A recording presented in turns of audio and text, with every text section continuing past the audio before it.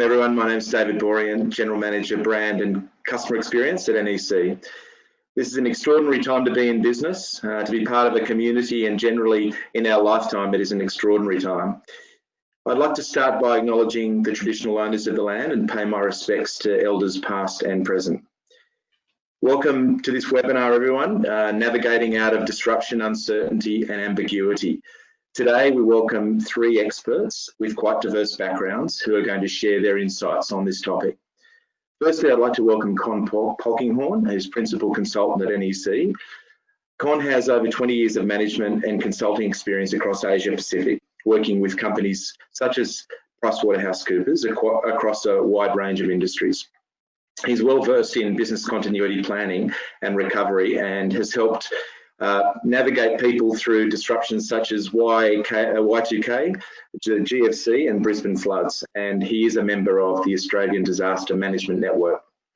Our second panellist is Mark Harrison, and Mark is Managing Director of Sententia, a leading IT solutions provider and systems integrator. Mark is also National Chair of the Australian Institute of Internal Auditors. He has over 25 years experience specialising in financial risk governance advisory services.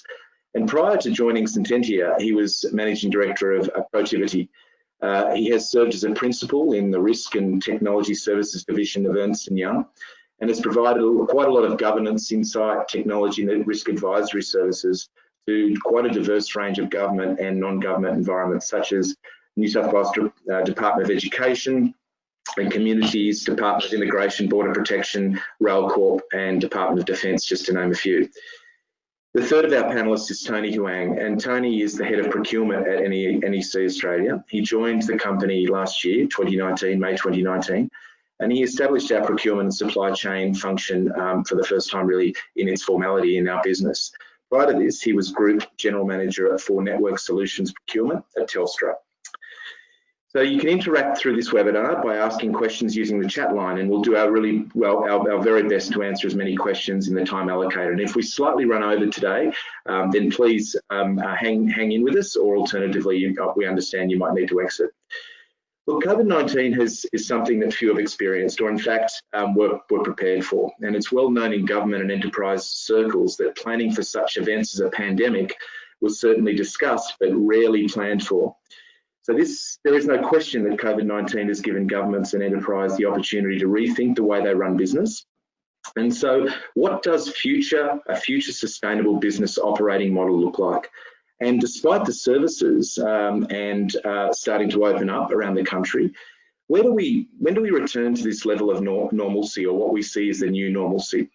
So now is the time to be systematic about navigating through disruption and setting up your organisation for the changed economic and business conditions ahead.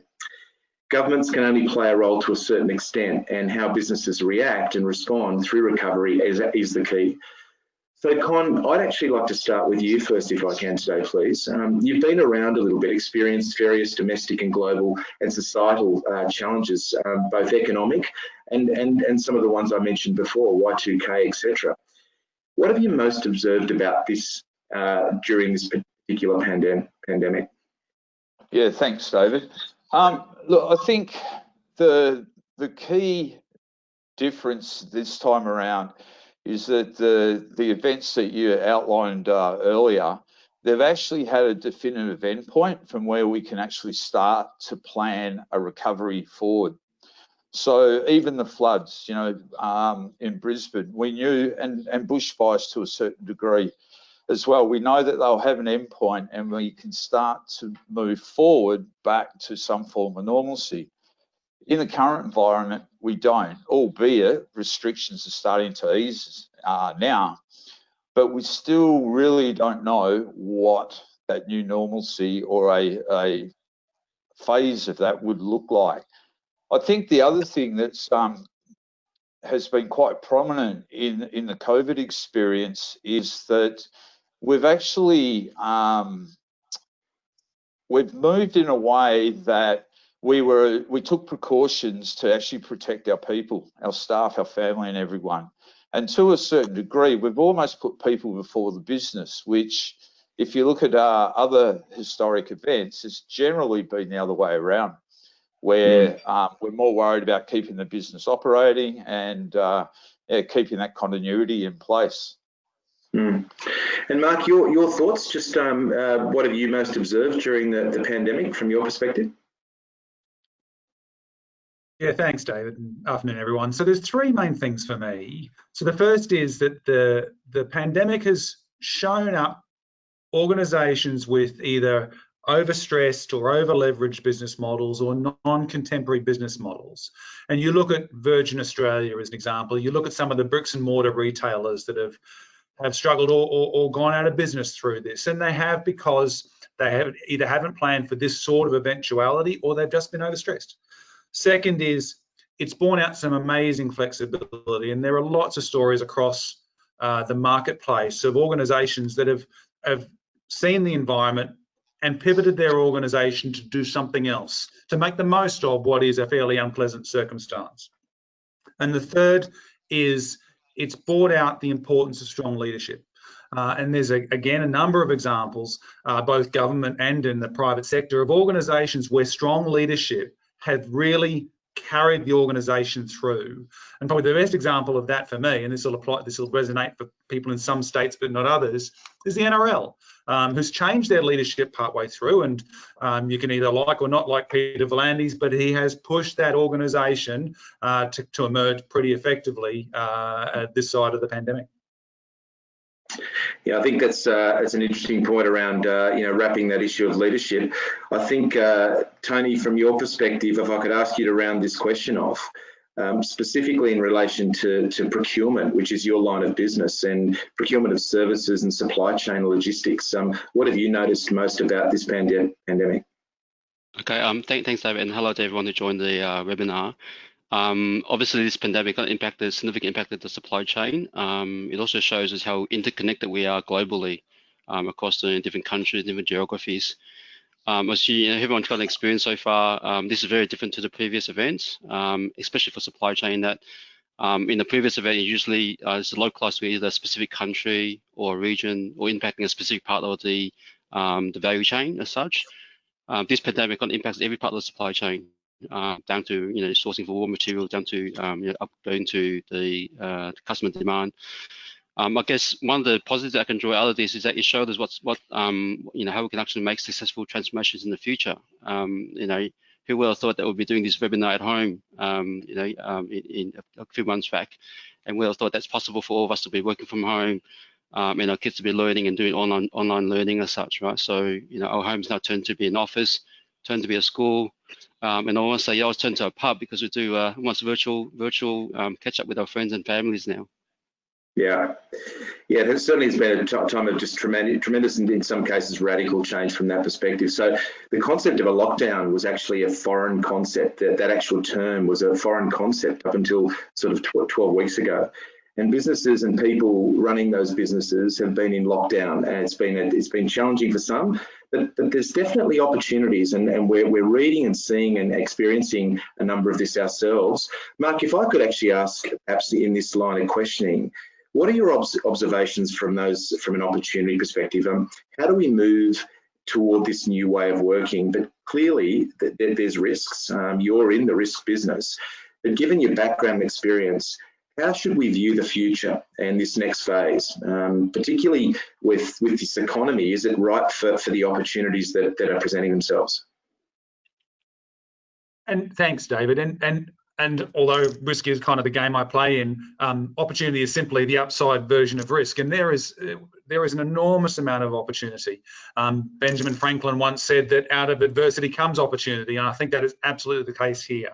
We can see that government is ready to do things differently, and even the Prime Minister's speech yesterday showed that, and willing to engage differently. Businesses and customers are more flexible now. They've been through something that's been really unpleasant. I think they've recognised that the way we did things probably is going to change. And so now it's up to businesses to jump on that, to go, okay, well, I've got something I can bring to bear. Your customers will come with you. Your suppliers hopefully will come with you. And I think government and the bureaucracy is willing to support innovation if done right and if done in a directed way. That's going to in the first instance, it's going to involve policies that are targeted to the communities we live in. Thanks, Mark. I know your connection just went up and down there a little bit at the end, but I think we get a real sentiment of that, where those opportunities are opening up. I guess, Con, regarding technology architecture, how can organisations really be thinking differently about technology, really as an enabler for recovery? Yeah, I think it's an enabler, but we've also started to see how some of these technologies have started to come to the fore. I guess, a lot of people may have seen the meme floating around or heard the joke about COVID-19 was our organisation's digital transformational driver. To a certain degree, that's probably correct. What we have seen over the last 12 weeks is a lot of organisations, especially in the health and financial services, have actually flexed quite rapidly to mobilise the likes of their contact centres so that their agents can work from home. That flexibility is something that they can take forward. If we talk contact centre in particular, by nature, they are generally designed to be a fairly compact setup as far as the population goes. So having and building flexibility into the future means that we can start to realise some of the simple things like social distancing by having a dispersed workforce. The other interesting take-up as well has been the likes of collaborative platforms similar to this, Microsoft Teams, and there's a raft of others. Organisations were dabbling with them leading up to COVID. And in the last 12 weeks, we've seen a vast number of organisations rapidly implement these platforms so that everyone can start to communicate, more cohesively, albeit in a different channel, but also to be able to start to provide, the single source of the truth. And I think, and we'll probably touch on this in one of the latter questions, is that we need to start to ask the questions about what do we want to be moving forward so that we can identify the opportunities that technology and process improvement can take in our recovery process. Yeah. And I think they're big questions. What do we want to look like and what do we want to be moving forward is critical. Tony, from a supply chain perspective, the sort of impact that this last 12 weeks, particularly those first 4 weeks into the COVID lockdown, which is this just-in-time procurement that sort of kicked in, is there an opportunity for businesses right now to be reviewing the way they think and process their procedures that come through this from a supply chain perspective? Yeah, definitely. I think the pandemic kind of exposes all different kind of flaws within the supply chain, and even I think one of the biggest challenges or changes that we need to start thinking of is more about how do we plan for a business continuity planning going forward and managing supply chain diversity as such to ensure there's continuity of supply. I can give one example. I think in the past we've been thinking about, when you look at mitigating continuity of supply, is looking at diversifying it, doing multi-country, multi-locations, sourcing different countries, etc. I think a lot of conversations now where they should be doing on-sourcing, where they should be doing a China +1 strategy, and in particular example in regards to like contact center as a really good example is that a lot of the organizations, not just within Australia, kind of outsource their contact center function to a third in another country, like most likely either in Philippines or in India. And those were designed as a contingency in the past to be, if it fails in India, potentially we can actually migrate the services into or the cores and route it to Manila, for example, as a kind of multi-country strategy. Given the current situation with the pandemic in terms of lockdowns and social distancing measures, that becomes an unworkable solution because the previous contingency was actually to be moving location and moving buildings.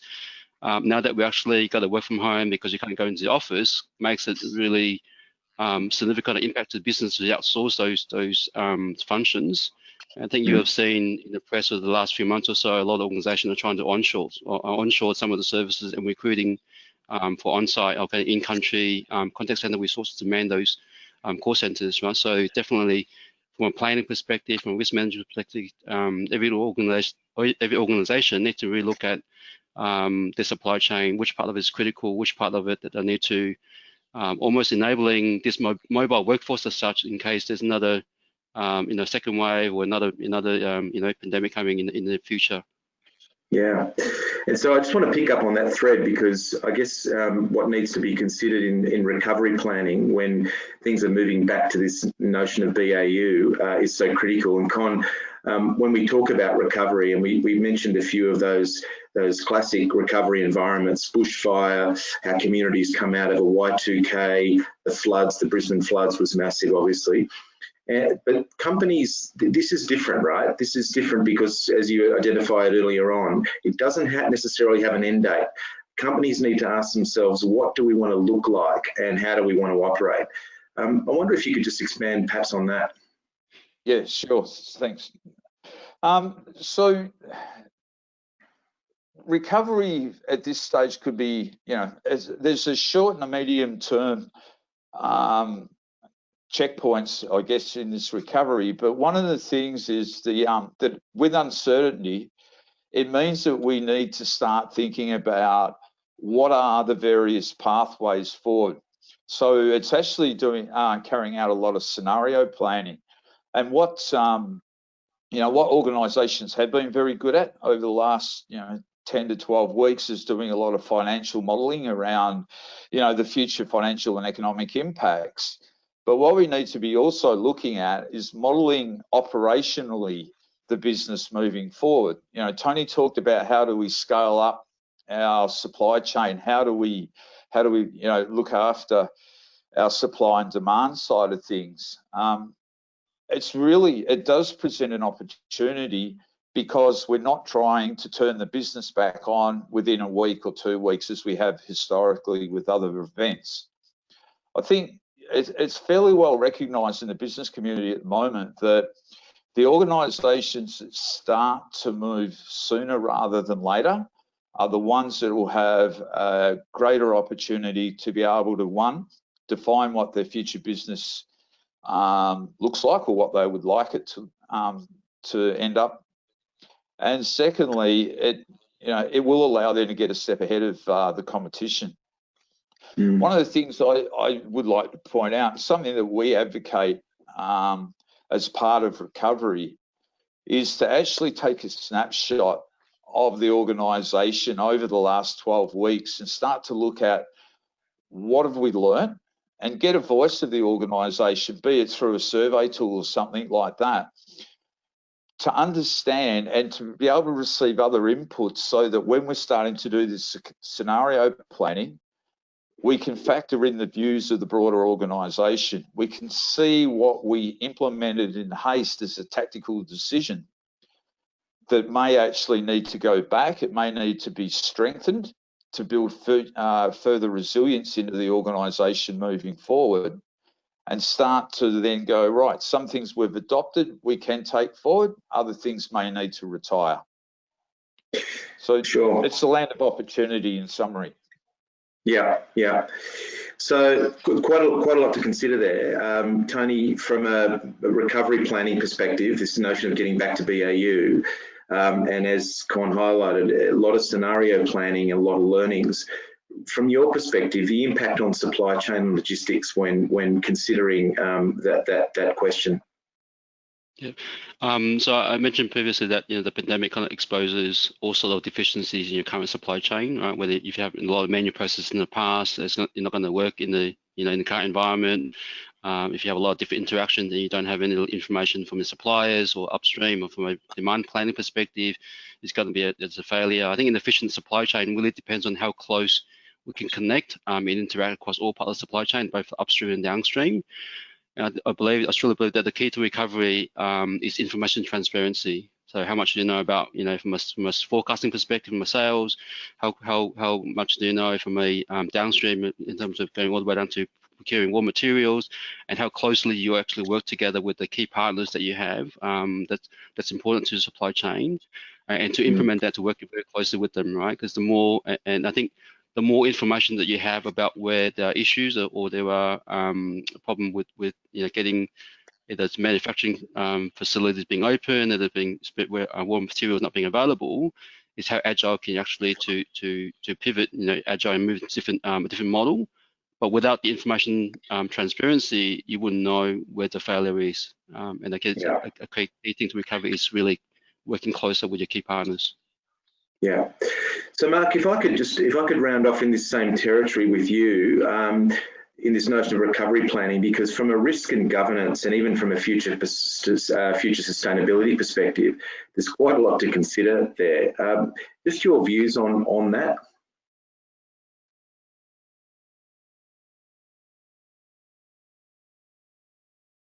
Hopefully. Looks like Mark's voice suddenly got muted. We're struggling to get you, Mark. Not getting any audio there. Sorry, I'll. There you go. Yeah. Okay, is that better?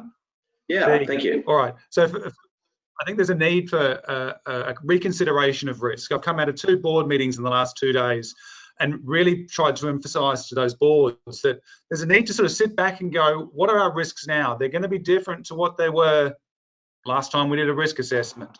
And that will come in part from the change in strategy. It'll come part from the change in environment. So there's an element as part of what Con described in terms of a deliberate way of getting lessons and rethinking our plan. It's then rethinking what are the risks and what are we going to do to manage them, which might be changes in operations, it might be changes in strategy, it might be changes in the entire business model. And that goes back to that opportunity piece that I sort of described earlier. So it's all rather circular. How do we make the most of the opportunities, but at the same time manage our risks? The other element of coming out of this, I think, will be to have a defined plan, a plan of transition into BAU. Most organisations, in my observation, probably didn't have a well-developed pandemic plan beautifully tailored to the COVID-19 environment, but a lot of organisations muddled through, for want of a better term. The dismount or the emergence out of COVID-19 is probably going to be harder than going in, and having a clear plan in terms of the various aspects of the business on how you'll bring them back to whatever BAU becomes will be important in terms of managing those risks. Yeah, I think this next period of time is fascinating for a number of reasons. I think one of the things you mentioned right at the start, and if I can just pick up the thread of your last comment there, which is that managers and leaders in many ways actually don't have the experience in dealing with the long-term impacts of this recessed economy and the likely impacts of the way we think and operate inside organisations. I think leaders of organisations now need to adapt to ensure that their employers and their customers are led through the crisis plan in a way that ensures future sustainability. I guess if there was one or possibly 2 key initiatives that you think an organisation and or a leader could take now to lead their employees through that, I know it's probably a difficult question to bring it into 1 or 2 because there's many, but what is the territory? What would it be, Mark? If I could start with you, perhaps. So for me, it's one thing, it's trust. Organisations are going to need to have built and to maintain trust in their partners, trust in their employees, and trust from their customers.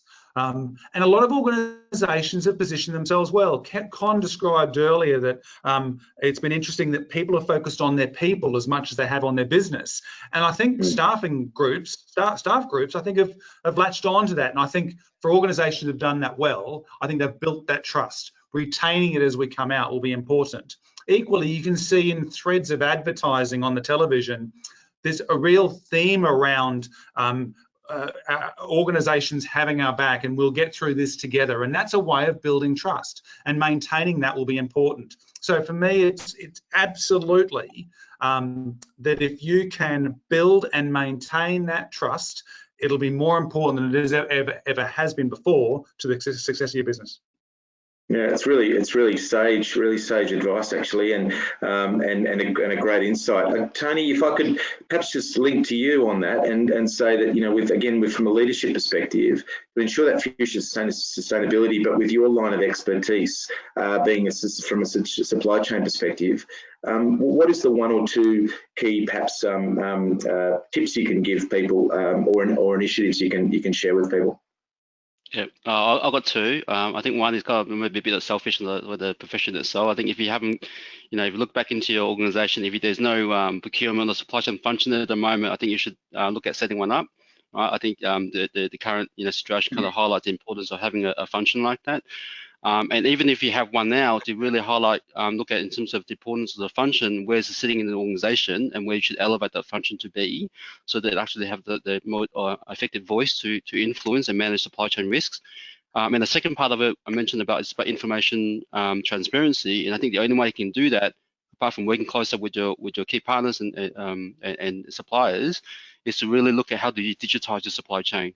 Right, and it could be as simple as again, as an example, there is signing documents, signing contracts, etc. If your organization previously haven't adopted electronic signature, then it would have been a massive kind of shock to people who need to sign contracts during the period with the social distancing. You know, how would you do that going forward, right? So I know a number of organizations adopted e-signature, but that's just an example about how you should be looking at trying to digitize the supply chain as much as possible, so it minimizes the human interaction. And make it more efficient. Yeah, indeed. And Con, finally, from I guess from a classic tech perspective, what's your one or two perhaps parting thoughts here? Yeah, I think I'd like to bring it back from the dispersed workforce, people working from both corporate locations and home. And that is around social equity and employee equity, in the fact that we need to ensure that we've got the tools and the processes in place so that people that are working from home or remote locations have the same level of support and security and access to information as those that do, as those in the corporate locations. And I think the final point I'd like to make is that we need to continue to look forwards and not backwards. And business continuity and recovery planning is actually a value on investment. And by that, what I mean is that if you've got a modernised plan that's reflective of the organisation, so we're talking about ongoing refreshing of that plan or modernising of that plan, the real value of that plan really comes to fruition when it needs to be enacted. And yeah, that's it. That's great. And look, I might we've had a question, and just perhaps this will round off the webinar quite well. And Mark, I think if you're still with us, I might just perhaps direct this question to you. And this is the question. It's picking up from the first theme from earlier. It's fair enough to model financial, operational impacts on business, but do you have any thoughts on how organisations manage staff culture and morale through this mid to long-term impact, particularly given the aftermath of COVID? And here the examples were cited was, you know, both through dispersed workforce, sustainability, video chats, you know, redundancies, job security. There's so many issues there. So that the theme of that question is really around, you know, managing staff culture and morale through the mid to long term, through the impacts. So there's a couple of parts to that, to my mind. So first, there's an element of transparency. So a number of things we've talked about through this has been around our organisations are going to change. Having our people on the journey of that will be really important. And Con talked about ways to kind of get our staff group involved in that. And I think we should make the most of that, because otherwise people will feel they're being left behind. They'll lose that sense of trust that I think people have because we have, as businesses, gone down the social distancing, the hygiene thing to try and make sure our people are safe. So that transparency is important. The second is just doing things differently. I've seen some really fascinating examples of consultancies that are sort of setting up around how to get the employee experience in this different environment. I've seen organisations do different things around how to have the Friday afternoon drinks with their staff, even though you can't get together. I also think that there will be opportunities as the lockdown increases for us to do things like we have before. It won't be identical, but a lot of organisations have become very good at managing culture. And I think we come to some degree from a reasonably strong base because of that trust I described earlier. So you bring some innovation to that, you keep that transparency up, and I think it'll come fairly naturally. The other thing staff will tell you in this day and age, if they're concerned, if that morale and that culture is failing. Yeah, indeed they will. Indeed they will. Look, I think that that does, just from a time perspective, that does bring us to the conclusion of the webinar. I just want to thank Mark, Con, and Tony for participating as the panel experts and giving us their insights. I think through a range of these questions today, we've been able to garner some not only depth but breadth to each of the questions and the sort of subject matter we've discussed. And I really want to thank everyone for attending today. A copy of the webinar and BCP planning brochure will actually be made available to everyone who's attended today. And please, if you do have any further questions for the panel, you will be given an email address on that follow-up that you'll be able to reach out and connect with any one of these, any four of us, to be honest. So thanks again for attending, and we wish you well in this transition as we transition into a more post-COVID style BAU. Thank you. Thank you. Thanks everyone.